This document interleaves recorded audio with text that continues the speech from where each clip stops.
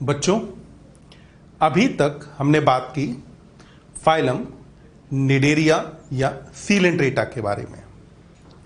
Cnidaria या Coelenterata में हमने कहा कि एक सेल पाई जाती है जिसका नाम निडोब्लास्ट है। निडेरिया में एक्चुअली जब तक मैं पढ़ता था तो मुझे पढ़ते टाइम कभी भी टीनोफोरा अलग से कोई फाइलम नहीं पढ़ाया गया।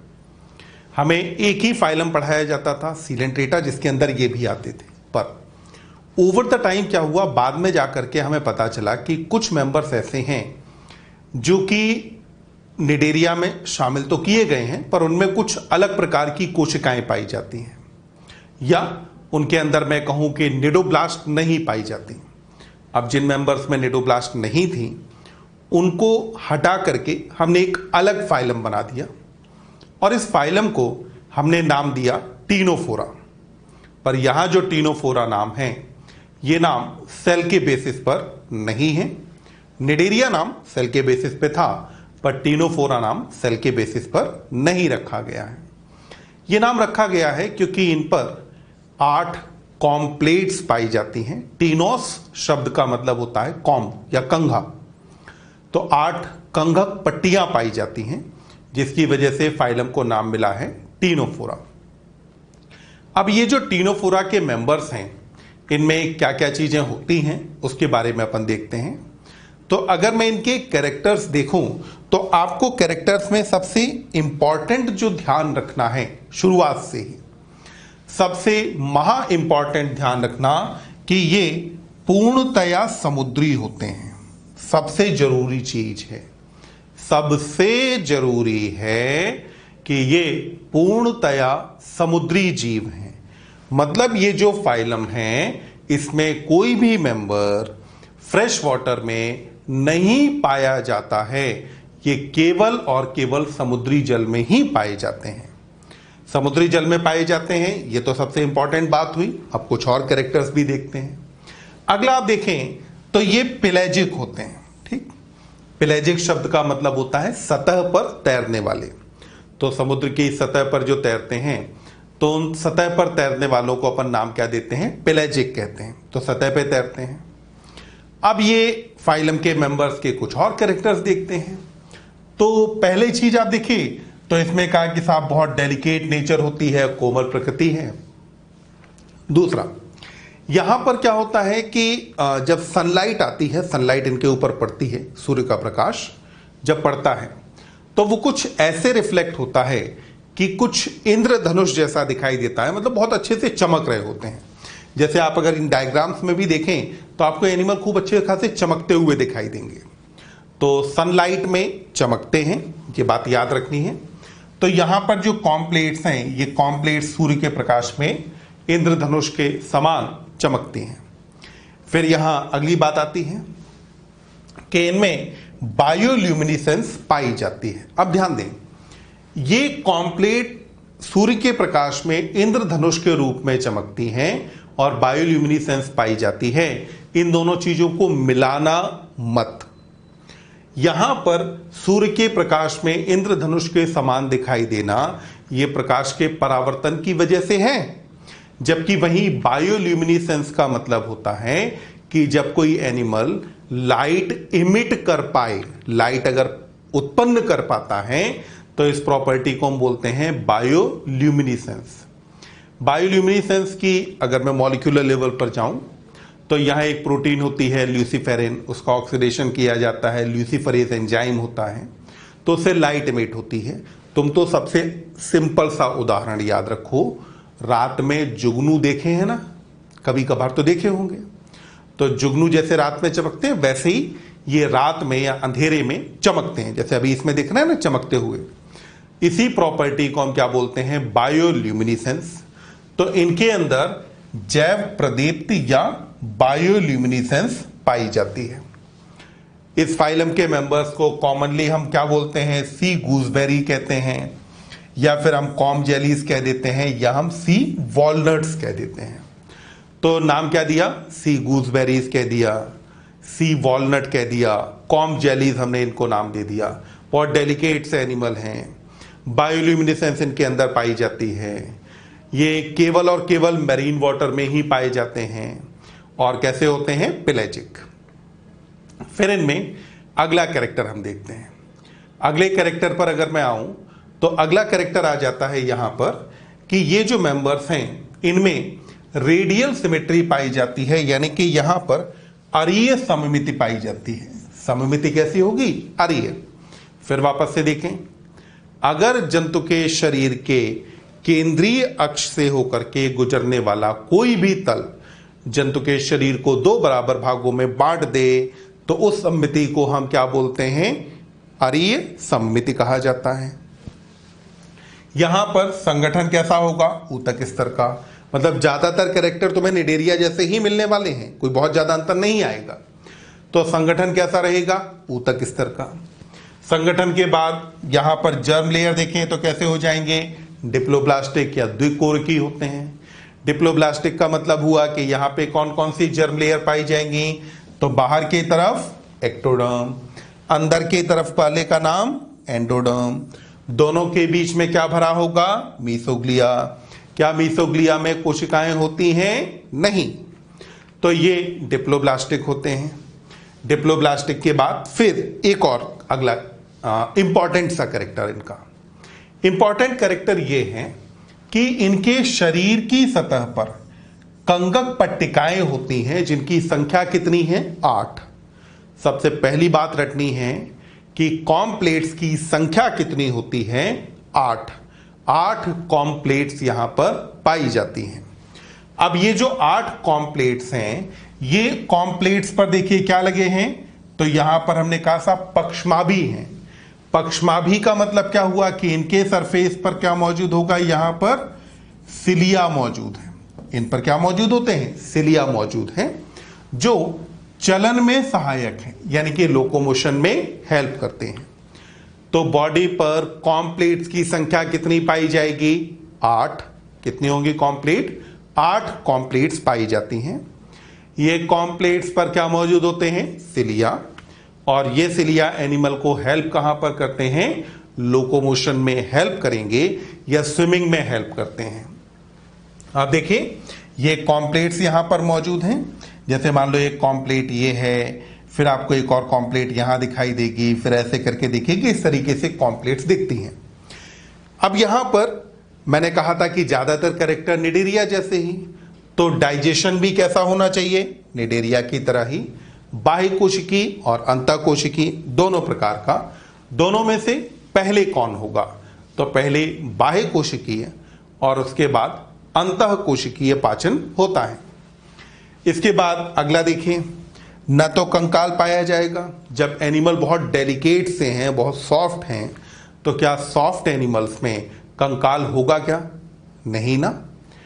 जब ध्यान दें, जब मैंने बात की थी बाथ स्पंज की, तभी मैंने आपको कहा था कि अगर बाथ स्पंज से तुमको नहाना है तो इसमें स्पिक्यूल होने चाहिए क्या, नहीं। निडेरिया में हमने बात की कि अगर बाहर कैल्शियम कार्बोनेट का कंकाल आ जाता है तो कंकाल आते ही अब ये कोरल्स बन जाते हैं, और जो कोरल्स हैं वो पत्थर जैसे हो जाते हैं। तो अगर एनिमल यहां पर बहुत डेलिकेट है, बहुत सॉफ्ट है, तो क्या इस एनिमल में किसी भी तरीके का स्केलेटन होगा, नहीं, स्केलेटन नहीं पाया जाता। अगला देखें, उत्सर्जन और श्वसन तंत्र अनुपस्थित है। तो उत्सर्जन और श्वसन किसके द्वारा होगा, सामान्य शरीर सतह द्वारा। जैसा हमने अभी निडेरिया में देखा था कि सामान्य शरीर सतह द्वारा उत्सर्जन और श्वसन हो रहा था। अब यहां पर अगली चीजें और आ जाती हैं, कुछ और इंपॉर्टेंट से छोटे छोटे से पॉइंट। तो यहां पर ये कैसे होते हैं, मांसाहारी होते हैं, कार्निवोरस हैं। स्पर्शक कितने होते हैं, एक जोड़ी लंबे से ठोस स्पर्शक पाए जाते हैं। आप जैसे यहां डायग्राम में देखें तो आपको दिखेगा एक स्पर्शक तो बेटा ये है और एक स्पर्शक आपको ये दिख रहा है। तो स्पर्शकों की संख्या कितनी है, एक जोड़ी है। देखो खूब लंबे हैं ना, ठोस स्पर्शक होते हैं। और ये जो स्पर्शक हैं, इन स्पर्शकों पर कोशिकाएं पाई जाती हैं जिन्हें लैसो कोशिकाएं या कोलोब्लास्ट कहा जाता है। स्पर्शकों पर कौन सी कोशिका पाई जा रही है? लैसो कोशिका या कोलोब्लास्ट मौजूद हैं। तो कोलोब्लास्ट पाई जाती है स्पर्शकों पर, और ये जो कोलोब्लास्ट है ये चिपचिपी होती है, इसलिए शिकार पकड़ने में सहायक होती है। यहां कौन सी कोशिका नहीं पाई जाएगी? तो मैंने आपको कहा था कि नाम एनिडेरिया दिया ही इसलिए गया है क्योंकि इनमें निडोब्लास्ट नहीं पाई जाती है। तो कौन सी कोशिका अनुपस्थित रहेगी? निडोब्लास्ट। निडोब्लास्ट यहां पर नहीं पाई जाती। फाइलम में एग्जाम के हिसाब से जो एकदम छोटे छोटे पॉइंट होते हैं जहां हम खूब गलतियां करते हैं, एक तो मोस्ट इंपॉर्टेंट पॉइंट था कि ये एक्सक्लूसिवली मैरीन होते हैं, और दूसरा एक महा इंपॉर्टेंट पॉइंट है कि इनमें जनन केवल लैंगिक ही होता है। आप ध्यान दें, इतने छोटे ऑर्गेनिज्म में आप जनरली उम्मीद करते हैं कि एसेक्सुअल और सेक्सुअल दोनों तरह का रिप्रोडक्शन होना चाहिए, पर यहां दोनों तरह का रिप्रोडक्शन नहीं होता, यहां केवल सेक्सुअल रिप्रोडक्शन होता है। यहां पर ऑब्वियस सी बात है कि अभी लिंग अलग अलग नहीं होंगे, यानी कि मेल और फीमेल रिप्रोडक्टिव ऑर्गन एक ही एनिमल में पाया जाएगा। जब ऐसी अवस्था हो तो हम इसे क्या बोलते हैं? उभयलिंगी कहते हैं, या हम इसे क्या कहते हैं? तो हर्माफ्रोडाइट नाम दे देते हैं। फिर यहां पर देखिए निषेचन कैसा होगा? बाह्य प्रकार का। एक सिंपल सा लॉजिक पकड़ के चलो, जब भी एनिमल पानी में हो तो निषेचन बाह्य ही होता है, पॉरीफेरा को छोड़ देना।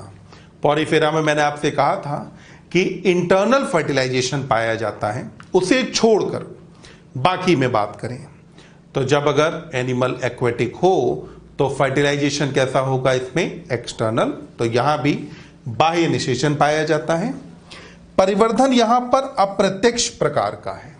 अब अप्रत्यक्ष परिवर्धन है तो लार्वा होना चाहिए। यहां जो लार्वा है इसका नाम होता है साइडिपिड। यहां लार्वा का नाम क्या होता है? साइडिपिड। तो साइडिपिड लार्वा यहां पर पाया जाता है। और अब एग्जाम्पल्स ले लेते हैं। तो पहले एनसीईआरटी में जो दो एग्जाम्पल हैं, पहला है टीनोप्लाना, दूसरा प्लूरोब्रैकिया, ये दो एग्जाम्पल। अब यहां टीनोप्लाना और प्लूरोब्रैकिया के बाद फिर अपन एक और एग्जाम्पल लें तो यहां पर एग्जाम्पल में आ जाता है बिरोय, जिसको स्विमिंग आई ऑफ कैट कहा जाता है। एक और लास्ट एग्जाम्पल आ जाता है सेस्टम, जिसको कहा जाता है वीनस की बेल्ट या वीनस बेल्ट नाम दिया जाता है। आप तो मेनली दो याद रखो, पहला प्लूरोब्रैकिया, दूसरा टीनोप्लाना। ये दो एग्जाम्पल हैं आपके पास टीनोफोरा के।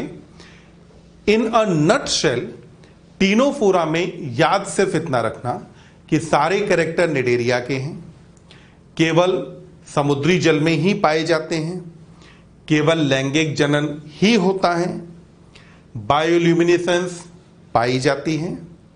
बस ये कुछ मुख्य बातें याद रखेंगे, बाकी ज्यादातर कैरेक्टर इनमें निडेरिया के जैसे ही होते हैं। जो सेल यहां नहीं पाई जाती है वो कौन सी है? निडोब्लास्ट। और जो सेल इनमें पाई जाती है पर निडेरिया में नहीं पाई जाती है उसका नाम है लैसोसेल या कोलोब्लास्ट। तो इतनी बातें हम टीनोफोरा में याद रखेंगे। बच्चों, अभी तक हमने बात की फाइलम, पॉरीफेरा, फिर निडेरिया और फिर टीनोफोरा के बारे में। पॉरीफेरा के मेंबर्स को हमने स्पंज कहा। निडेरिया में वो आए जिनके अंदर निडोब्लास्ट सेल्स पाई जाती थी। टीनोफोरा में उन्हें रखा जो पूर्णतया समुद्री थे, इनमें जैव प्रदीप्ति या बायोल्यूमिनेसेंस पाई जा रही थी, और साथ ही साथ केवल लैंगिक जनन पाया जा रहा था। अब हम थोड़ा सा आगे बढ़ते हैं। अब हमने शुरू में जो क्लासिफिकेशन या एक टेबल की बात की थी, उस टेबल में अगर हम देखें तो अब हम रेडिएटा वाले ग्रुप से बाहर निकल के अब हम बाइलेटेरिया वाले ग्रुप के अंदर आ रहे हैं। यानी अब यहां और इससे आगे सारे मेंबर्स में बाइलेटरल सिमेट्री या द्विपार्श्व सममिति पाई जाएगी। शुरुआत होती है फाइलम प्लेटीहेलमिन्थिस से। फाइलम प्लेटीहेलमिन्थिस में आप देखें तो नाम में पहला शब्द आता है प्लेटी और दूसरा शब्द आता है यहां पर हेलमिन्थिस। तो पहला शब्द क्या है बेटा? प्लेटी। प्लेटी शब्द का मतलब हुआ फ्लैट या चपटा। हेलमिन्थ मानव में रोग उत्पन्न करने वाले कई सारे जो जंतु हैं, यानी कि प्लेटीहेलमिन्थिस और एस्के हेलमिन्थिस के जो मेंबर्स हैं, इन दोनों को, ये दोनों में जितने मानव में और दूसरे जंतुओं में रोग उत्पन्न करते हैं, उन सब के अध्ययन को मिला करके हेलमिन्थोलॉजी कहा जाता है। तो हेलमिन्थ में हम दो फाइलम को इंक्लूड कर रहे हैं, प्लेटीहेलमिन्थिस और एस्के हेलमिन्थिस। फिलहाल हम शुरू कर रहे हैं प्लेटीहेलमिन्थिस से। फाइलम प्लेटीहेलमिन्थिस के मेंबर, जैसा हमने कहा कि ये चपटे होते हैं। तो अब जरा समझो, चपटे दो तरीके से हो सकते हैं जंतु। पहली स्थिति हो सकती है कि जंतु ऐसे चपटा हो और दूसरी स्थिति हो सकती है कि ऐसे चपटा हो। आप देखें, हमारे शरीर की ये जो सतह है, एब्डोमेन की तरफ वाली सतह, इस सतह को वेंट्रल साइड कहा जाता है। हमारी बैक या हमारी पीठ की ओर वाली जो सतह है उसको डॉर्सल साइड कहा जाता है और दोनों के बीच में ये जो साइड होती है इसको लेटरल साइड कहा जाता है। तो यहां पर ये मेंबर डॉर्सो वेंट्रली चपटे होते हैं, मतलब कि बैक और आगे की तरफ ये दोनों साइड्स ऐसे करके चपटी होंगी। तो एनिमल्स चपटे किस साइड से हैं? डॉर्सो वेंट्रली चपटे हैं। तो यहां पर ये कैसे चपटे हैं? पृष्ठाधार या डॉर्सो वेंट्रली। आप देखो, डॉर्सल और वेंट्रल, या आप देखें तो पृष्ठ और अधर। तो पृष्ठ और अधर सतह चपटी होती हैं, इसीलिए एनिमल्स को हम क्या बोलते हैं? फ्लैट वर्म या चपटे कृमि कहा जाता है। अभी हमने कहा कि जितने भी कृमि जो रोग उत्पन्न कर रहे हैं उनके अध्ययन को हमने क्या कहा था? हेलमिन्थोलॉजी। तो वो बात भी हो गई। अब अगर रोग उत्पन्न कर रहे हैं तो जब तक कोई जीव आपके शरीर में नहीं जाएगा तो वो रोग उत्पन्न कर सकता है क्या? या आपके शरीर से अगर नहीं जुड़ा हो तो क्या वो रोग उत्पन्न कर सकता है? फॉर एग्जाम्पल, जैसे हम आज के समय में ही बात करें, कोविड-19 की बात कर रहे हैं। जब तक कोरोना वायरस हमारे शरीर में नहीं है, हमारे शरीर में नहीं गया, तो क्या वो हमें कोरोना उत्पन्न कर सकता है? नहीं ना। तो अगर किसी को हमारे अंदर रोग उत्पन्न करना है तो उसका शरीर में प्रवेश करना जरूरी है। और जब कोई जीव हमारे शरीर के अंदर रहे और वहां रह करके वृद्धि करे, अपने बाकी सारे काम करे, तो ऐसे जीव को हम बोलते हैं परजीवी कहा जाता है। ठीक, हम कौन होंगे? तो हम हो गए उसके होस्ट।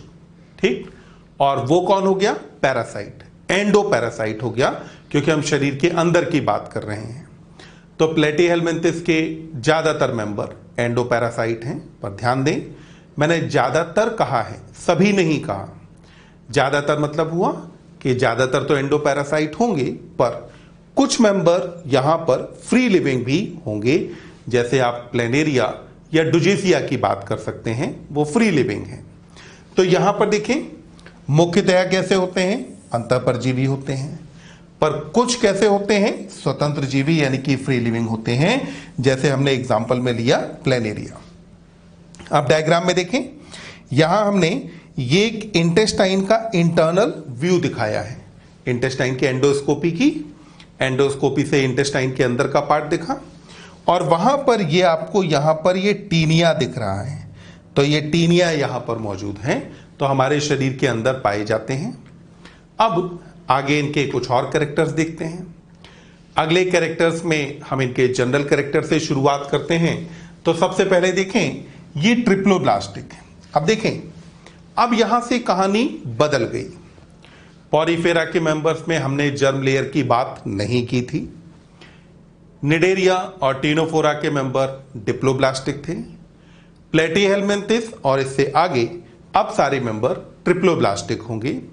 तो ये त्रिकोरकी या ट्रिप्लोब्लास्टिक हैं। ट्रिप्लोब्लास्टिक होने के साथ ये एसीलोमेट हैं, यानी कि अगुहीय हैं। हमने एसिलोमेट में कहा था कि जब बॉडी वॉल और गट वॉल यानी कि शरीर भित्ति और आहार नाल की भित्ति दोनों के बीच में कोई अवकाश न पाया जाए तो ऐसे जंतु को हम क्या कहते हैं, अगुहीय कहेंगे। यहां जैसे मान लो अगर ये शरीर भित्ति है और वहीं पर आप अगर मान लें कि ये हो जाती है आहार नाल की भित्ति, तो यहां पर शरीर भित्ति और आहार नाल की भित्ति दोनों के बीच की जो जगह है, तो दोनों के बीच की जगह में एक ऊतक यहां पर भरा है जिसको हम पैरेन्काइमा या मीसेनकाइमा नाम देते हैं। जब अगर यहां पर ऊतक भरा है तो क्या खाली जगह रह गई? नहीं, क्योंकि खाली जगह नहीं है इसलिए ही आप क्या कहेंगे, इनको अगुहीय कहेंगे। तो ये कैसे हो जाते हैं, अगुहीय या एसिलोमेट हो जाते हैं। आप देखो ये हो गई बाहर की तरफ बेटा बॉडी वॉल, फिर यहां पर ये अंदर की तरफ क्या हो गई, एलिमेंट्री कैनाल की वॉल। दोनों के बीच का स्पेस कहां है, ये स्पेस है। इस स्पेस में क्या भरा है, ऊतक। ऊतक का नाम क्या होता है, तो यहां पर हम मीसेनकाइमा या पैरेन्काइमा कहते हैं। तो हमें याद रखना है जंतु त्रिकोरकी हैं पर अगुहीय हैं, यानी कि इनमें तीनों जर्म लेयर पाई जाती हैं पर अभी इनमें देह गुहा नहीं पाई जाती है। यह कैरेक्टर लागू होता है प्लेटीहेल्मिन्थिस के लिए। अब यहां प्लेटीहेल्मिन्थिस में आगे और देखते हैं। तो अगला देखें, यहां पर हमने कहा कि द्विपार्श्व सममिति पाई जा रही है। यहां पर सिमेट्री कौन सी मौजूद है, तो बाइलेटरल सिमेट्री पाई जाती है। अभी तक सिमेट्री कौन सी पाई जा रही थी, रेडियल।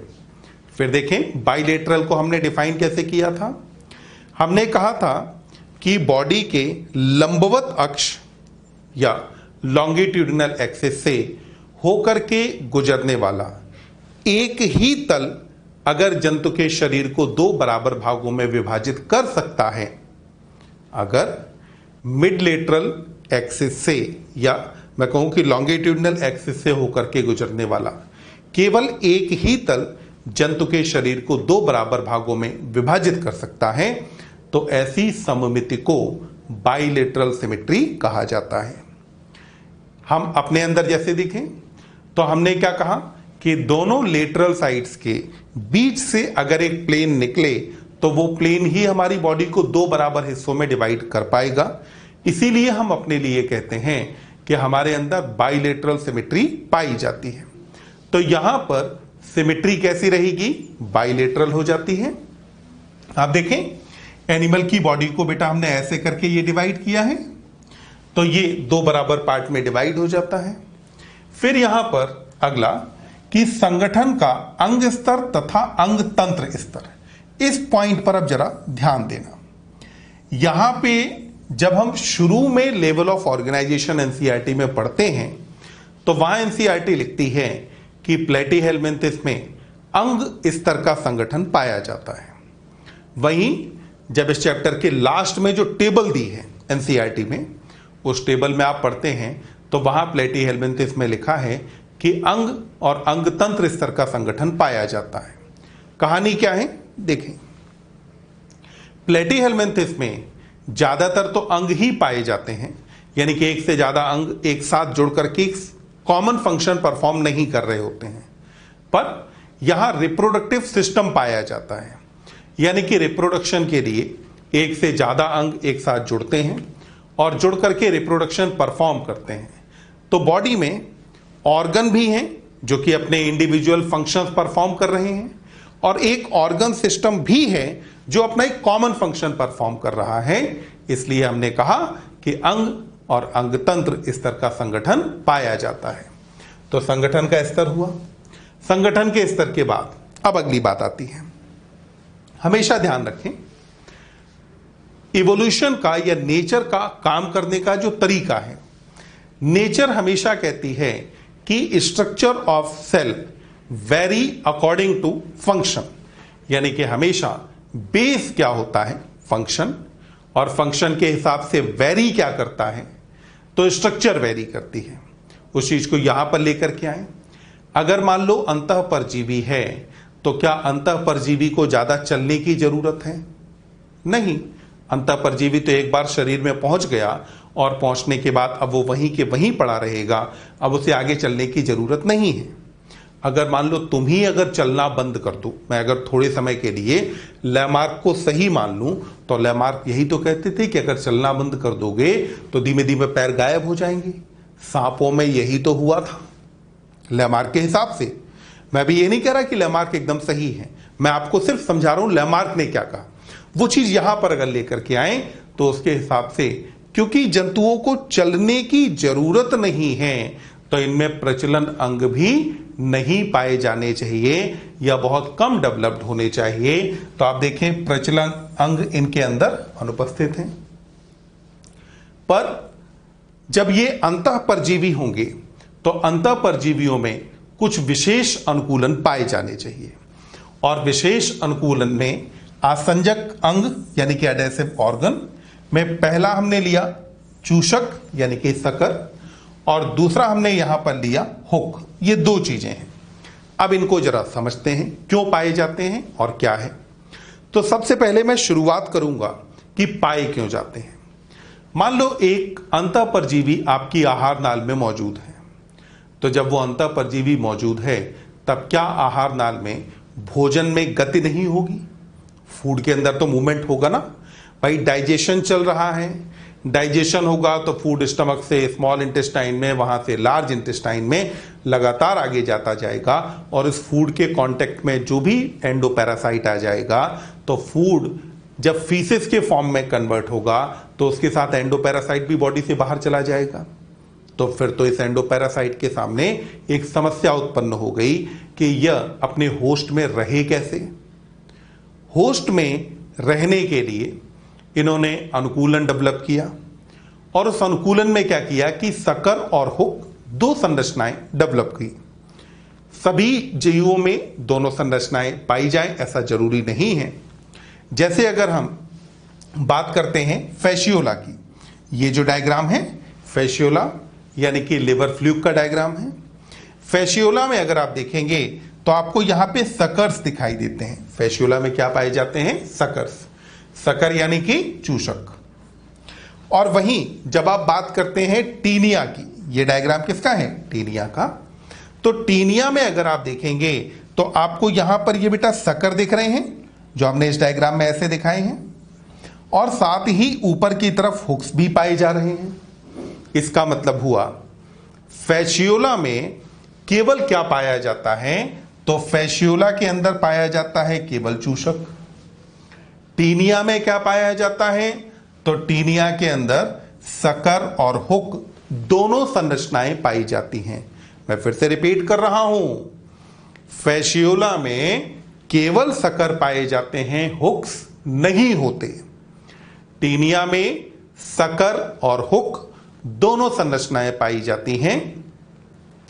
टीनिया में क्योंकि हुक पाए जाते हैं तो इसलिए इंटेस्टाइन के साथ इसका अटैचमेंट इतना स्ट्रांग होता है कि एक बार टीनिया का इन्फेक्शन होने के बाद या टीनियासिस होने के बाद फिर आप दवाओं से इसको बाहर नहीं निकाल सकते। इसके लिए ऑपरेट ही करना पड़ेगा। बिना ऑपरेट किए पूरे टीनिया को बॉडी से बाहर या एलिमेंट्री कैनाल से बाहर नहीं निकाल सकते, क्योंकि इसने हुक आपके इंटेस्टाइन में धंसा दिए हैं। अब आप कुछ भी कर लो, ये वहीं के वहीं बना रहेगा। तो निकालने के लिए आपको ऑपरेट ही करना पड़ेगा। तो अटैचमेंट के लिए दो चीजें हैं, एक तो सकर मौजूद है, दूसरा यहां पर हुक्स मौजूद हैं। अब कुछ और भी कैरेक्टर्स के बारे में देखते हैं। आगे आप देखें तो यहां पर इसकी त्वचा में जो एपिडर्मिस है, एपिडर्मिस यानी कि त्वचा की सबसे बाहरी स्तर या सबसे बाहरी कोशिकीय स्तर जो है उसको एपिडर्मिस कहा जाता है। एपिडर्मिस यहां पर सिंसाइशियल या बहुकेंद्रकीय होती है। सामान्यतः एक कोशिका में एक केंद्रक पाया जाता है। जब अगर कोशिका में एक से ज्यादा केंद्रक पाए जाएं तो ऐसी कोशिका को बहुकेंद्रकीय कहा जाता है। तो यह बहुकेंद्रकीय होती है और कभी कभी पक्षमापी भी होती है। यानी कि ये सिंसाइशियल है, ये चीज तो सबके लिए लागू होती है, पर कभी कभी कैसी रहेगी? सिलिएटेड होगी। लॉजिक समझो, चाहे एंडोपैरासाइट हो चाहे फ्री लिविंग हो, दोनों में सिंसाइशियल होगी। लोकोमोशन किसको करना है? फ्री लिविंग वाले को। तो यानी कि सिलिया कहां पाए जाने चाहिए? फ्री लिविंग वाले में। सारे तो फ्री लिविंग है नहीं, ज्यादातर एंडोपैरासाइट हैं, इसीलिए हमने कहा कि सिलिया तो कभी कभी, और यहां सेंसाइशियल कंडीशन हमेशा पाई जाती है। जब आप परजीवी अनुकूलन की बात कर रहे हैं तो एक और कैरेक्टर जो इसकी स्किन से रिलेटेड है वो ले लेते हैं। अगर मान लो कोई अंतः परजीवी आपके आमाशय में मौजूद है, आपके आंत्र में मौजूद है, तो आमाशय और आंत्र यहां के डाइजेस्टिव एंजाइम तो बेटा फ्लैश या गोश्त को भी पचा देते हैं, तो अंतः परजीवी की तो क्या बिसात है कि बच जाएगा। तो अब अगर अंतः परजीवी को हमारी आहार नाल के अंदर रहना है तो इसे कैसे भी अपने आप को इन एंजाइमों से, इन पाचक रसों से बचा करके रखना होगा। कैसे बचा के रखा जाएगा उसके बारे में आप देखें। तो यहां बॉडी के ऊपर एक मोटी कवरिंग पाई जाती है जिसको नाम देते हैं टेग्यूमेंट। बॉडी के ऊपर क्या पाई जाती है? मोटी कवरिंग, जिसको टेग्यूमेंट नाम दिया जाता है। ये टेग्यूमेंट पर जो होस्ट है उसके डाइजेस्टिव एंजाइम्स का फर्क नहीं पड़ता, या डाइजेस्टिव एंजाइम टेग्यूमेंट को नहीं गला पाते। जब तक टेग्यूमेंट नहीं गलेगा तब तक उसके अंदर जो एंडोपैरासाइट है वो एकदम सुरक्षित है। तो यहां परजीवी अनुकूलन में हमने बात की एक तो सकर और हुक के बारे में, दूसरा हमने बात की यहां टेग्यूमेंट के बारे में। सकर और हुक अटैचमेंट में रोल प्ले करेंगे, जबकि वहीं पर टेग्यूमेंट इसे होस्ट के डाइजेस्टिव एंजाइम से बचाएगा।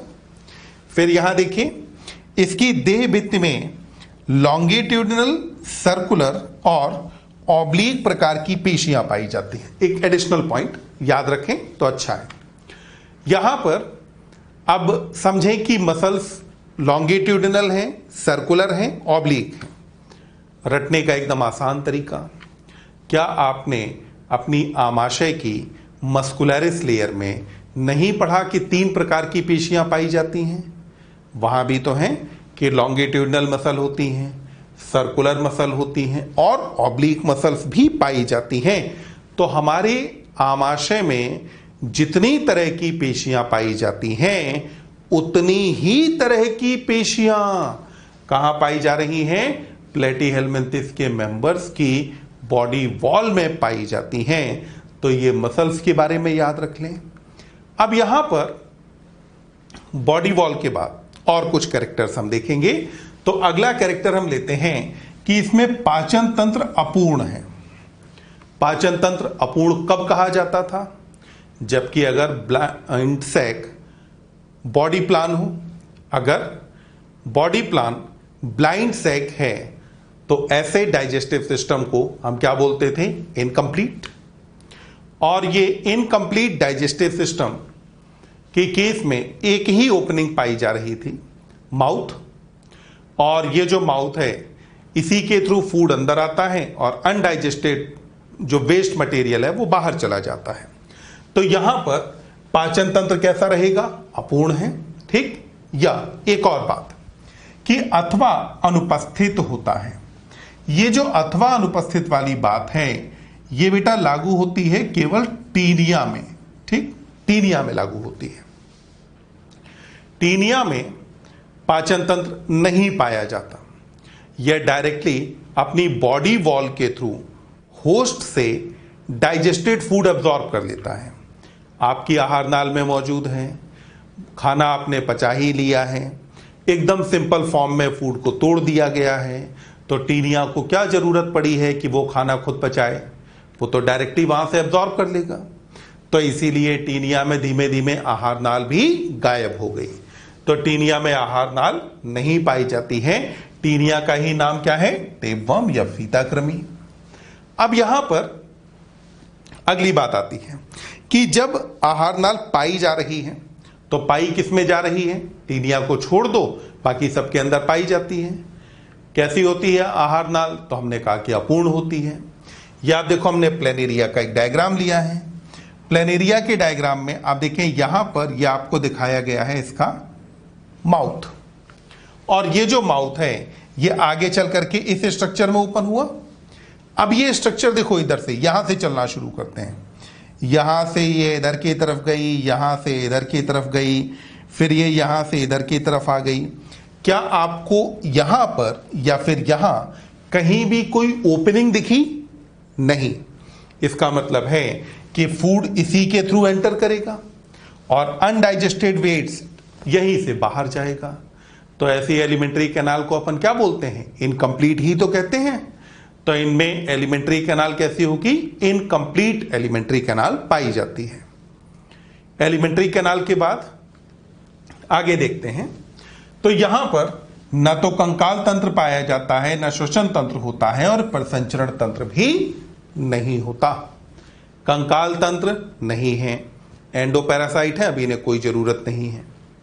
परिसंचरण तंत्र नहीं पाया जाता और श्वसन तंत्र भी नहीं पाया जाता। जहां तक बात आती है श्वसन की, तो जितने मुक्त जीवी हैं उनके अंदर तो वायवीय श्वसन होता है, यानी कि एरोबिक रेस्पिरेशन होता है, जबकि जो एंडोपैरासाइट हैं उनके अंदर अवायवीय श्वसन या एनएरोबिक रेस्पिरेशन पाया जाता है। तो यहां पर जैसे हमने टीनिया में कहा कि अवायवीय श्वसन पाया जाता है, ठीक। तो अब यहां पर ऐसा होता क्यों है, इस बात को भी समझें।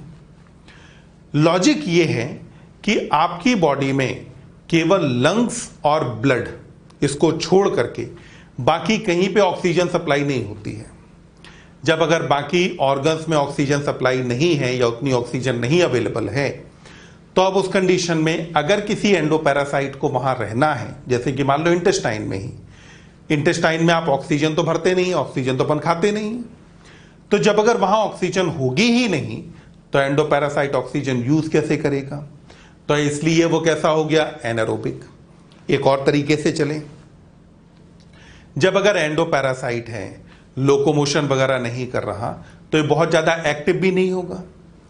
एनारोबिक रेस्पिरेशन में आपको ग्लूकोज के एक मॉलिक्यूल से कंपैरेटिवली कम एनर्जी मिलती है, जबकि एरोबिक में ज्यादा मिलती है।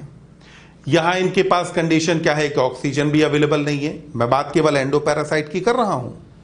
ऑक्सीजन भी अवेलेबल नहीं है और बहुत ज्यादा एनर्जी रिक्वायरमेंट भी नहीं है। तो इसलिए ओवर द टाइम इनके अंदर एक एडाप्टेशन आया कि इनमें एनारोबिक रेस्पिरेशन डेवलप हो गया। तो एंडोपैरासाइट्स में एनएरोबिक रेस्पिरेशन पाया जाता है। हमने रेस्पिरेशन की बात की, स्केलेटन की बात कर ली, सर्कुलेशन की बात की, साथ में एक्सक्रीशन की भी बात करते हैं। यहां एक्सक्रीशन के लिए एक सेल पाई जाती है जिसको फ्लेम सेल कहा जाता है या सोलेनोसाइट नाम देते हैं। एक्सक्रीशन के लिए क्या पाई जाती है? फ्लेम सेल या सोलेनोसाइट सेल पाई जाती है। तो एक्सक्रीशन के लिए क्या होगा? ज्वाला कोशिका पाई जाती है, ठीक। दूसरा नाम क्या देते हैं? सोलेनोसाइट कह देते हैं। ये जो फ्लेम सेल है इसके दो काम होंगे, पहला तो परासरण नियमन और दूसरा काम क्या होगा? उत्सर्जन। उत्सर्जन का मतलब आप जानते हैं, नाइट्रोजनी अपशिष्टों को शरीर से बाहर निकालने की क्रिया उत्सर्जन कही जाती है। परासरण नियमन का मतलब होता है शरीर में लवण तथा जल इनकी मात्रा को संतुलित बनाए रखना, परासरण नियमन कहा जाता है। यहां परासरण नियमन में या ऑस्मो रेगुलेशन में जैसे हमारे अंदर किडनी का रोल होता है, वैसे यहां पर फ्लेम सेल का रोल होता है। तो एक्सक्रीशन के लिए क्या पाई जाएगी? Flame cell.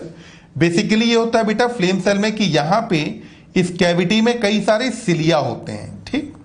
और ये जो सिलिया है ये एक साथ ऐसे करके बीट करते हैं, हिलते हैं। तो इनके हिलने से जो अपीयरेंस है वो कुछ आपको ऐसा दिखता है जैसे अपन ने मान लो कोई दीपक या कैंडल अपन ने जलाई है, तो कैंडल की जो फ्लेम है वो हिलती रहती है। कुछ वैसा ही मूवमेंट यहां होता है, इसीलिए इस सेल को नाम फ्लेम सेल दे दिया जाता है। एक्सक्रीशन के बाद आगे आ जाते हैं नर्वस सिस्टम पर। नर्वस सिस्टम को भी आप देखें तो बहुत ज्यादा डेवलप नहीं है, पर हां अब थोड़ा सा नर्वस सिस्टम डेवलप होने लगता है और इसके नर्वस सिस्टम को सीढ़ी नुमा या लैडर लाइक नर्वस सिस्टम कहा जाता है। लैडर लाइक नर्वस सिस्टम में आप देखें यहां पर ये तंत्रिका वलय पाए जा रहे हैं। तंत्रिका वलय से यहां पर अनुदैर्ध्य ये आपकी जो लंबवत तंत्रिकाएं निकलती हैं या लॉन्गिट्यूडनल नर्व निकली, फिर ये आपस में कनेक्टेड होती हैं और इनको आपस में कनेक्ट करने के लिए यहां पर अनुदैर्ध्य तंत्रिका रज्जु पाए जाते हैं। आप एकदम शॉर्ट समराइज्ड फॉर्म में याद रखेंगे कि तंत्रिका तंत्र कैसा होता है, सीढ़ी नुमा तंत्रिका तंत्र इनके अंदर पाया जाता है। तंत्रिका तंत्र के बाद अब अगला कैरेक्टर ले लेते हैं इनके अंदर हम जनन के बारे में। तो जनन में देखिए सबसे पहली बात कि क्या सेक्सेस सेपरेट हैं? नहीं, सेक्सेस सेपरेट नहीं है। सेपरेट नहीं है इसका मतलब है एक ही एनिमल में मेल रिप्रोडक्टिव ऑर्गन भी होंगे, फीमेल रिप्रोडक्टिव ऑर्गन भी होंगे। तो यहां पर अगर किसी जगह पे आपसे कहा जाता है कि मेल टीनिया, फीमेल टीनिया या मेल फैस्यूला, फीमेल फैस्यूला, तो गड़बड़ है। यहां मेल फीमेल अलग अलग नहीं है। यहां पर ये कैसे हैं? तो द्विलिंगी हैं या उभयलिंगी कहें आप। इसमें केवल एक एक्सेप्शन होता है, पूरे फाइलम में केवल एक एनिमल है जो इस बात का एक्सेप्शन है, और वो एनिमल आपके पास हो जाता है यहां पर जब आप बात करते हैं सिस्टोसोमा के बारे में। सिस्टोसोमा जिसे ब्लड फ्लूक कहा जाता है। सिस्टोसोमा में मेल और फीमेल अलग अलग होते हैं।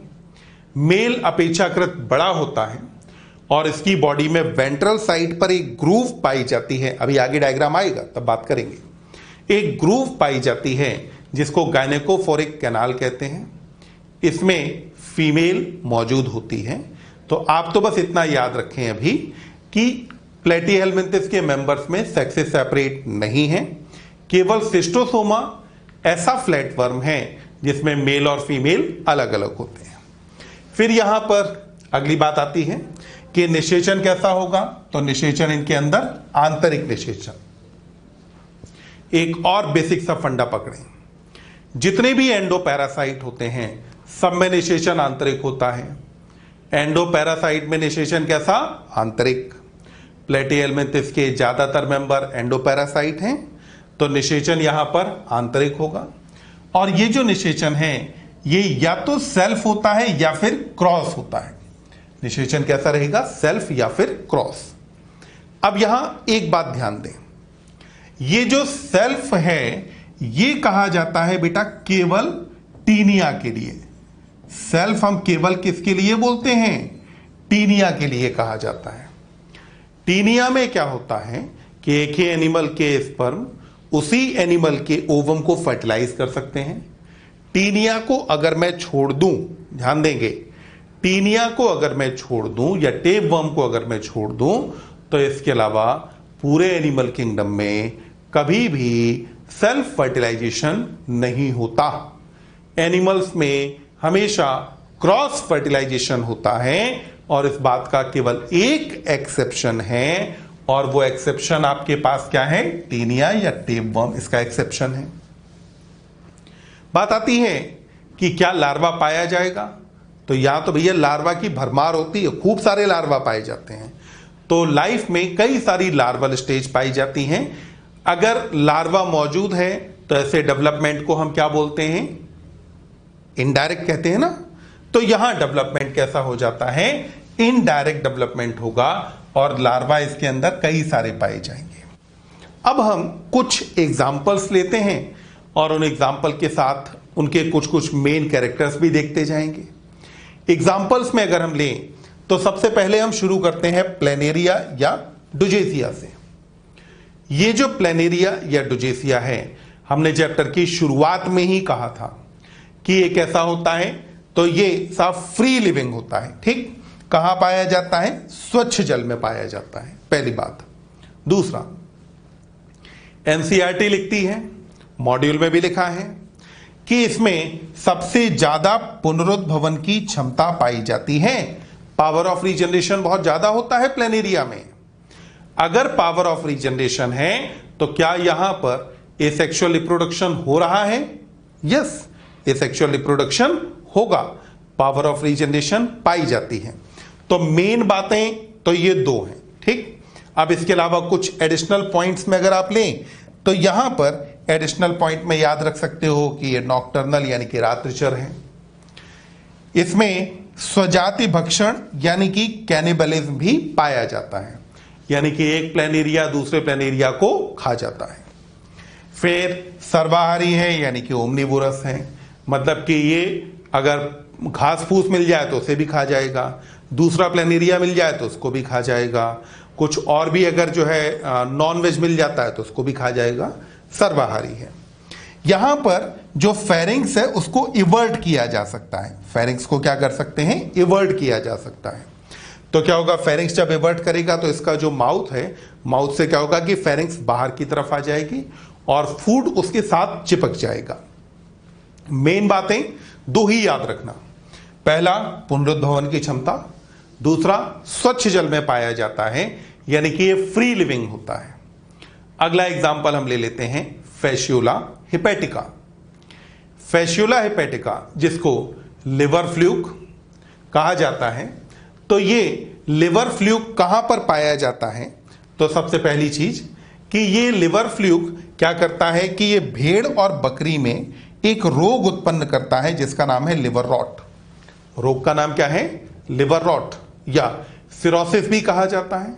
रॉट शब्द का मतलब होता है सड़ना, ठीक, जैसे रॉटन शब्द प्रयोग करते हैं, रॉट मतलब होता है सड़ना। जब अगर लिवर सड़ने लगे तो ऐसी कंडीशन को लिवर रॉट कहा है। तो यह लिवर रॉट डिजीज उत्पन्न करता है। एक और नाम दिया जाता है इसको, सिरोसिस भी नाम देते हैं। ये डाइजेनेटिक है। कैसा है? डाइजेनेटिक। शब्द का अर्थ समझें, जब किसी परजीवी के दो पोषक हों तो ऐसे परजीवी को डाइजेनेटिक कहा जाता है। सबसे अच्छा एग्जाम्पल याद रखना, प्लाज्मोडियम। प्लाज्मोडियम के होस्ट कितने? दो। पहला कौन? फीमेल एनाफ्लीज, दूसरा कौन? ह्यूमन। वैसे ही यहां पर ये डाइजेनेटिक पैरासाइट है, दो होस्ट होंगे। पहला एक होस्ट कौन होता है? तो यहां पर बकरी और भेड़। और दूसरा होस्ट कौन होता है इसमें? गार्डन स्नेल इसके अंदर दूसरे होस्ट का काम करता है। तो दो होस्ट हैं। यहां पर कई सारी लार्वल स्टेजेस पाई जाती हैं, कई सारे लार्वा पाए जाते हैं, जैसे मिरासीडियम होगा, स्पोरोसिस्ट होगा, फिर रेडिया होगा, सर्केरिया होगा, मेटासर्केरिया होगा। तो इस तरीके से कई सारी लार्वल स्टेजेस यहां पर पाई जाती हैं। तो पहले इसमें कौन है? मिरासीडियम है, फिर स्पोरोसिस्ट है, फिर रेडिया है, फिर सर्केरिया है और फिर मेटासर्केरिया है।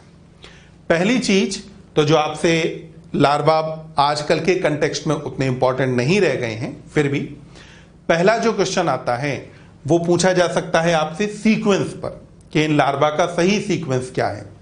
तो याद रखने का तरीका देखो, मान लो एक लेडी है, एक महिला है जिसका नाम आरसी मेहता है, ठीक, तो उसका नाम अपन कैसे लिखेंगे? मिस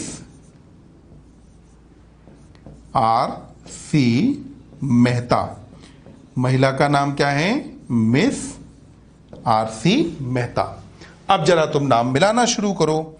आप देखो इसमें सबसे पहले लार्वा का नाम है मिरासीडियम, दूसरे लार्वा का नाम स्पोरोसिस्ट, फिर तीसरा यहां पर रेडिया, फिर उसके बाद सर्केरिया और फिर उसके बाद मेटासर्केरिया।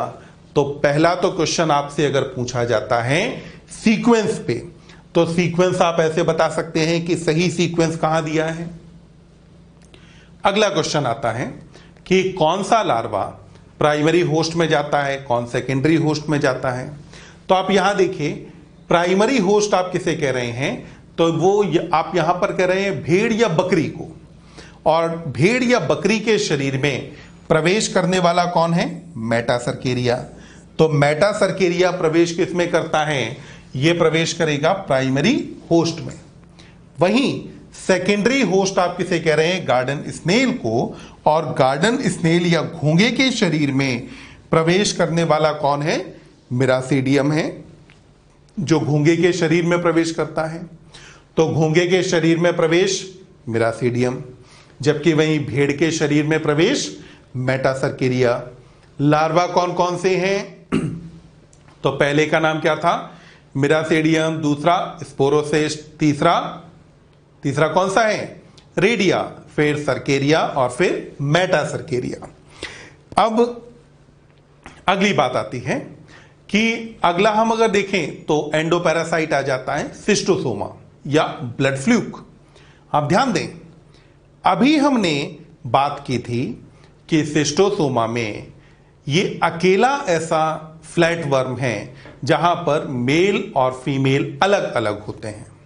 तो यहां पर आप देखिए, आपको डायग्राम में दो एनिमल दिखेंगे, एक एनिमल ये है, ठीक, और वहीं पर आपको एक दूसरा एनिमल और दिखाई देगा और ये दूसरा एनिमल ये है, ऐसे करके दो एनिमल हैं। यहां ग्रीन कलर से मैंने जो लाइन खींची है वो कौन होगा? मेल, जबकि रेड कलर से लाइन खींची वो कौन है? फीमेल। कैसे पहचाना मैंने? ध्यान दें, मैंने कहा था कि मेल की बॉडी में वेंट्रल साइड पर एक ग्रूव होती है जिसे गायनेकोफोरिक कैनाल कहा जाता है। इसमें फीमेल प्रेजेंट होती है, तो ऑब्वियसली अगर फीमेल को एकोमोडेट करना है तो मेल को साइज में बड़ा होना चाहिए। तो यहां पर इसमें क्या होता है कि नर बड़ा होता है और वहीं फीमेल कहां मौजूद होती है? गायनेकोफोरिक कैनाल के अंदर पाई जाती है। नाम क्या है? सिस्टोसोमा। सिस्टोसोमा से मिलता जुलता नाम डिजीज का भी है, क्योंकि अंतःपरजीवी है तो डिजीज भी तो कॉज करेगा। डिजीज का नाम है बेटा यहां सिस्टोसोमियासिस। डिजीज का नाम क्या है? सिस्टोसोमियासिस डिजीज उत्पन्न करता है। अब यहां डिजीज के बाद अगली बात आती है कि क्या यहां सेक्सुअल डाइमॉर्फिज्म पाई जा रही है? तो देखो, मैंने पहचान लिया था ना कि कौन मेल कौन फीमेल। जब अगर आप केवल एक्सटर्नल कैरेक्टर्स के बेसिस पर मेल और फीमेल को रिकॉग्नाइज कर पाएं तो इस प्रॉपर्टी को सेक्सुअल डाइमॉर्फिज्म या लैंगिक द्विरूपता कहा जाता है। शब्द पे ध्यान दें, लैंगिक द्वि मतलब दो, रूप यानी कि अपीयरेंस। इंग्लिश में मैंने क्या कहा था? सेक्सुअल डाई मतलब दो, मॉर्फिज्म में मॉर्फ का मतलब क्या हुआ? मॉर्फोलॉजी। जब अगर आप मॉर्फोलॉजिकली यानी कि बाहर से देख करके पहचान लें कि ये मेल और ये फीमेल, तो इसको अपन क्या बोलते हैं? सेक्सुअल डाइमॉर्फिज्म कहा जाता है। वो यहां पाई जा रही है। इसमें प्राथमिक पोषक कौन होता है? तो मनुष्य है। और द्वितीयक पोषक कौन होगा? तो वो है यहां पर घोंघा। ये जो सिस्टोसोमियासिस डिजीज है, इसको एक और नाम दिया जाता है बिल्हार्जिया भी कहा जाता है। सिस्टोसोमियासिस या बिल्हार्जिया गंदे पानी वाले तालाबों में नहाने से होती है, जब यहां पर इसका एक लार्वा हमारे शरीर में प्रवेश कर जाता है। तो अब जरा देखें, अगर हम इसके लार्वा को देखें तो पहले लार्वा का नाम है मिरासीडियम, दूसरा स्पोरोसिस्ट और तीसरा सर्केरिया। आप ध्यान दें, यहां पर क्या हुआ कि जो लार्वा के नाम हैं ये सारे के सारे नाम कहां से उठाए गए? तो अभी जो हमने फैसियोला में बात की थी वहीं से सारे लार्वा के नाम उठाए गए हैं, बस सीक्वेंस अलग है। ये लार्वा का सीक्वेंस उतना ज़्यादा इंपॉर्टेंट नहीं है, वो फिर भी ज़्यादा इंपॉर्टेंट है, ये उतना भी नहीं है। तो बस एक बार याद रखें, मिरासीडियम, स्पोरोसिस्ट, सर्केरिया। इसमें से घोंघे यानी कि स्नेल की बॉडी में एंटर करने वाला कौन है? मिरासीडियम। वहीं अगर हम ह्यूमन में बात करें तो एंटर कौन करता है? सर्केरिया। बस चाहो तो सिंपली ऐसे याद रख लेना कि मनुष्य के लिए सिस्टोसोमा की इन्फेक्टिव स्टेज कौन सी है? तो वो सर्केरिया लार्वा है जो ह्यूमन के लिए इंफेक्शियस होता है या ह्यूमन में डिजीज कॉज करता है। अब यहां एक और लास्ट एग्जांपल आ जाता है टीनिया। टीनिया को अपन क्या बोलते हैं? टेप वर्म कहा जाता है। अब ये जो टीनिया या टेप वर्म है इसके बारे में हम देखते हैं। तो टीनिया या टीनिया सोलियम के बारे में हम बात करें तो ये हमारे अंदर दो रोग उत्पन्न करता है, एक टीनियासिस है और दूसरे डिजीज का नाम होता है सिस्टिसर्कोसिस। पहली डिजीज कौन है? टीनियासिस। दूसरी डिजीज का नाम क्या होता है? सिस्टिसर्कोसिस नाम होता है। दोनों में से बात करें, टीनियासिस ज्यादा कॉमन है पर सिस्टी सर्कोसिस ज्यादा खतरनाक है। दोनों अलग अलग डिजीज हैं। ध्यान रखें, यहां बीच में व लगा है यानी कि एंड, और नहीं लगा है। दोनों डिजीज अलग अलग होती हैं। टीनिया की बॉडी के बारे में बात करें तो बॉडी को 3 पार्ट में डिवाइड किया जाता है। कैसे डिवाइड करते हैं जरा एक बार डायग्राम से देखते हैं। आप देखें, ये जो बेटा इतना पार्ट है, इस पार्ट को कहा जाता है स्कॉलेक्स। क्या नाम देते हैं? स्कॉलेक्स कहा जाता है, या सिर। उसके बाद जस्ट नीचे की तरफ ये वाला पार्ट है इसका नेक, और नेक के बाद ये जो पार्ट है, इस वाले पार्ट को अपन बोलते हैं प्रोग्लॉटिड्स। ये क्या है? प्रोग्लॉटिड्स हैं। तो अब आप देखिए, यहां पर जो शरीर है उसको हमने 3 भागों में विभाजित किया। पहला भाग जिसको सिर अथवा स्कॉलेक्स कहा, दूसरा नेक यानी कि ग्रीवा, और तीसरा स्ट्रोबिला जिसके अंदर प्रोग्लॉटिड्स आते हैं। सिर में क्या हम सकर के बारे में बात नहीं कर चुके हैं? आपको पता है। क्या हमने हुक्स की बात नहीं की है? वो भी आपको पता है, मतलब ज्यादा याद नहीं रखना है। नेक वाला जो पार्ट है, यहां से नए प्रोग्लॉटिड्स का निर्माण होता है, नए प्रोग्लॉटिड्स बनते हैं। आप देखो, जब बेसिस ऑफ क्लासिफिकेशन में मेटामेरिज्म की बात आई थी, तो मेटामेरिज्म के टाइम पर मैंने आपको समझाया था कि स्यूडो मेटामेरिज्म टीनिया में इसलिए कहा जाता है क्योंकि सेगमेंट्स का ओरिजिन एम्ब्रियोनिक नहीं होता। ये सेगमेंट थ्रू आउट लाइफ बनते रहते हैं, लगातार सेगमेंट बनते चले जाते हैं। तो यहां जो नेक है, इससे नए सेगमेंट लगातार बनते रहते हैं। प्रोसेस स्ट्रोबिलेशन कही जाती है, आपको टर्म याद नहीं रखनी है। अगला पार्ट आता है जिसको बोलते हैं स्ट्रोबिला। ये जो स्ट्रोबिला है, इसके अंदर प्रोग्लॉटिड्स पाए जाते हैं। अब आप देखो, यहां पे ये पार्ट क्या हो गया बेटा? स्कॉलेक्स वाला। फिर स्कॉलेक्स के बाद छोटा सा क्या होगा? नेक। फिर बाकी जितना ये पार्ट बचा, ये पूरा पार्ट क्या है? स्ट्रोबिला ही तो है। तो बॉडी में सबसे बड़ा पार्ट आपको क्या दिखेगा? इसके अंदर स्ट्रोबिला दिखता है। अब यहां पर बॉडी के बारे में बात करके अगली बात आती है कि अगर टीनियासिस की हम बात करें, जो कि हम ज्यादातर पढ़ते हैं अभी, तो टीनियासिस में बात करें तो इन्फेक्शन कैसे होता है। तो टीनियासिस का जो इन्फेक्शन है, यह इन्फेक्शन सुअर का अधपका मांस खाने से होता है। ठीक, तो इन्फेक्शन कैसे होता है? तो जब अगर सुअर का मांस, जिसको अपन इंग्लिश में क्या कहते हैं? पॉर्क कहते हैं, अगर अंडर कुक्ड पॉर्क हो, और ऐसा पॉर्क जिसके अंदर टीनिया का संक्रमण हो, उसको मीसली पॉर्क कहा जाता है। अगर अधपका मीसली पॉर्क अगर कोई कंज्यूम करता है तो टीनिया का इन्फेक्शन होता है, या टीनियासिस डिजीज होती है। इसका मतलब, अगर मान लो कोई पर्सन ऐसा है जो कि या तो प्योर वेजिटेरियन है, या मान लो अगर वो नॉन वेज भी कंज्यूम करता है पर पॉर्क बिल्कुल नहीं खाता है, तो क्या उसमें टीनियासिस होने की संभावना है? नहीं, उसमें टीनियासिस नहीं होगी। तो संक्रमण कैसे होता है? सुअर का अधपका मांस खाने से। सेक्सुअलिटी में आप देखें, सेक्सुअलिटी में अगर आप देखें तो द्विलिंगी है, यानी कि यहां पर हमने पहले ही कहा था कि पूरे प्लेटीहेल्मिन्थस में केवल सिस्टोसोमा को छोड़ करके बाकी सब में मेल और फीमेल रिप्रोडक्टिव ऑर्गन एक ही एनिमल में पाए जाते हैं, द्विलिंगी हैं। और साथ में जब बेटा बात आई थी सेल्फ और क्रॉस फर्टिलाइजेशन की, तब भी मैंने तुम्हें बताया था कि सारे एनिमल्स में केवल और केवल क्रॉस फर्टिलाइजेशन होता है, टीनिया को छोड़ करके। टीनिया में फर्टिलाइजेशन कैसा होता है? तो ये सेल्फ फर्टिलाइजेशन होता है। अब यहां इसमें लार्वा कौन कौन से पाए जाते हैं, वो चीज भी एक बार देखते हैं। तो आप देखें, यहां जो लार्वा है, पहले का नाम है ओंकोस्फियर, दूसरे का नाम है हेक्साकेंथ, तीसरा ब्लैडर वर्म या सिस्टी सर्कस। अब ध्यान देंगे बेटा, मॉड्यूल में क्या हुआ है कि थोड़ा सा शायद टाइपिंग मिस्टेक रही हो, जो भी हो करेक्ट कर देंगे अपन। मॉड्यूल में क्या हुआ है कि ब्लैडर वर्म और सिस्टी सर्कस, इन दोनों को अलग अलग लिखा है। आप जरा नाम पे ध्यान दो। नाम पे अगर आप ध्यान देंगे तो आप देखो यहां इसके नाम में क्या ब्लैडर शब्द आपको दिख रहा है। ब्लैडर का मतलब क्या हुआ? फुटबॉल के अंदर ब्लैडर ही तो होता है जिसमें हवा भरते हैं। तो ब्लैडर का मतलब क्या हुआ, गोल गोल सी संरचना। ठीक, यहां देखो इसके नाम में अगर आप देखें तो पहला वर्ड आता है सिस्ट। सिस्ट का मतलब क्या हुआ, गोल गोल सी संरचना। ये दोनों लार्वा वास्तव में एक ही होते हैं, तो अपन वहां पर और की बजाय अपन बीच में लगा देंगे या। तो ब्लैडर वर्म का ही दूसरा नाम क्या है, सिस्टिसर्कस। ये जो ऑन्कोस्फीयर है, ऑन्कोस्फीयर द्वितीयक पोषद यानी कि सुअर के लिए संक्रमण अवस्था होती है। तो पिग के लिए इन्फेक्टिव स्टेज कौन है, ऑन्कोस्फीयर।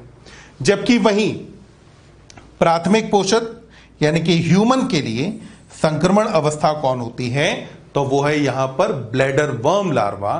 तो ब्लैडर वर्म लार्वा की वजह से इन्फेक्शन किसमें होता है, ह्यूमन में। जबकि वहीं जो दूसरा होस्ट है यानी कि पिग है, उसमें इन्फेक्शन किसकी वजह से होता है, ऑन्कोस्फीयर की वजह से इन्फेक्शन होता है। आप यहां देखें, इस डायग्राम में हम बात कर ही चुके थे। ये बेटा हुक्स हो गए, ये इसके अंदर सकर्स हो गए, ये इस कॉलेक्स के थ्रू ये कहां अपने होस्ट की इंटेस्टाइन के साथ चिपका हुआ है। अगर हम यहां इसके प्रोग्लोटेट्स में देखें तो प्रोग्लोटेट्स के अंदर अपने को दिखाई देता है कि ये इसमें यूट्रस है। ठीक, और ये जो यूट्रस है ये बेटा ब्रांच्ड होता है, जिससे कि ज्यादा से ज्यादा नंबर ऑफ एग्स एकोमोडेट हो जाए। और हर सेगमेंट में यहां पर एक जेनाइटल पोर पाया जाता है। जेनाइटल पोर के थ्रू बाद में चल करके जो फर्टिलाइज्ड एग्स हैं वो बाहर की तरफ निकलेंगे। तो यहां पर हमने देखा कि टीनिया सोलियम या टेप वर्म, इसके बारे में मुख्य बातें क्या थी। सबसे पहली बात, इसके होस्ट कितने हैं, 2। पहला कौन है, पिग। दूसरा कौन है, ह्यूमन। ह्यूमन में कौन सी डिजीज कॉज करता है, टीनियासिस और हिंदी वाला और, ठीक, टीनियासिस और सिस्टिसर्कोसिस, 2 अलग अलग डिजीज हैं जो कॉज करता है। इसमें लार्वा कौन कौन से होते हैं, तो पहले का नाम है ऑन्कोस्फीयर, दूसरे का नाम हेक्साकेंथ, तीसरा ब्लैडर वर्म। ये 3 लार्वा इसमें पाए जाते हैं। ब्लैडर वर्म का ही दूसरा नाम क्या है, सिस्टिसर्कस। ऐसा फ्लैट वर्म जिसके अंदर आहार नाल नहीं पाई जाती है, टीनिया, हम बात कर चुके हैं। ऐसा फ्लैट वर्म जिसमें हुक और सकर्स दोनों पाए जाते हैं, टीनिया। तो इसके साथ अपने को प्लेटीहेलमिन्थिस फाइलम में इन मेन बातों पे ध्यान देनी थी। यहां तक हमने बात की। अब हम आगे बात करेंगे फाइलम एस्केहेलमिन्थिस के बारे में, जिसके अंदर राउंड वर्म्स आते हैं।